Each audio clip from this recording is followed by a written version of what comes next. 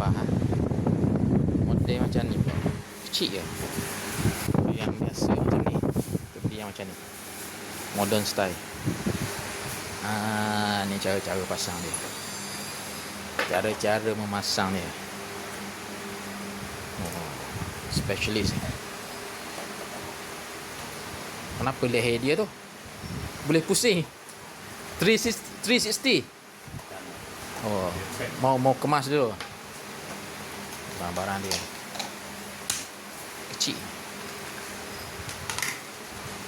RM100 satu kipas. Kipas shilling sini saya beli 79, tapi upah pasang pula dah 100 lebih. 50 pasang. Baik kipas berdiri ya, senang.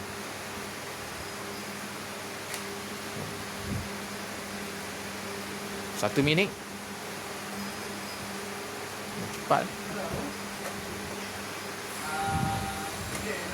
Wah.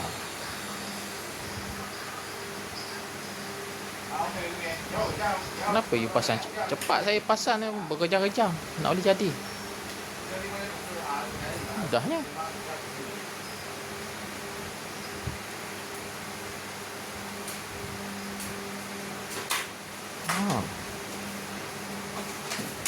Tukar kat depan dia. Okey. Rosak dah. Rosak dah dia tu, tukar baru.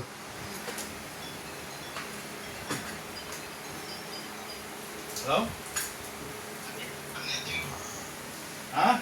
Ngata lo bên ngoài phòng gì á? Ngày năm tháng tại đi. Salah.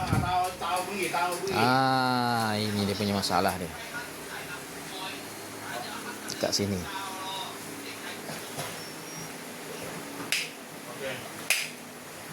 Kecil. RM100. Kecil. 跟着你来不止啊，他要叫两他叫拿拉木他讲。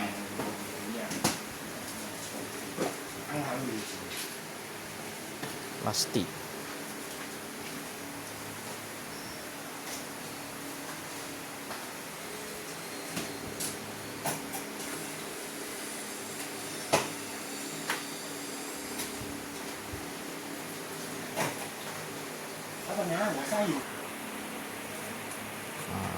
Skru.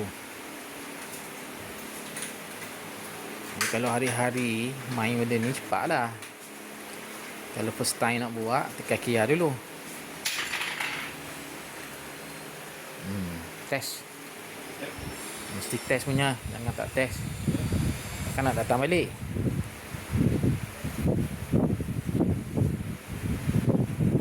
Test.